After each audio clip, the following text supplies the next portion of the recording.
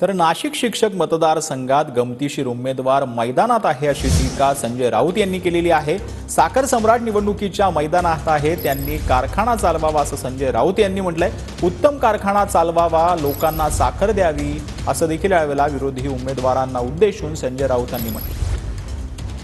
संजय राऊत यांनी ही टीका जी आहे ती केलेली आहे। नाशिकमध्ये आज प्रचारासाठी गेलेले असताना संजय राऊतांनी ही टीका केली आहे। नाशिकमध्ये शिक्षक मतदारसंघात गमतीशीर उमेदवार मैदानात असल्याचं यावेळेला संजय राऊत यांनी म्हटलंय। साखर सम्राट निवडणुकीच्या मैदानात आहेत, त्यांनी साखर कारखाना चालवावा असं संजय राऊत यांनी म्हटलं। फार गमतीशीर उमेदवार इकडे उभे आहेत, साखर सम्राट उभे आहेत। आता साखर सम्राट त्यांनी कारखाना चालवावा, उत्तम कारखाना त्यांनी चालवावा, लोकांना साखर द्यावी, लोकांना गुळ द्यावा। गुळवे आमचे आहेत ना, तुम्ही गुळ द्या। एक म्हणे मद्य सम्राट आहेत, तुम्ही गुत्त्यावर बसा। तुम्ही इथे काय करताय?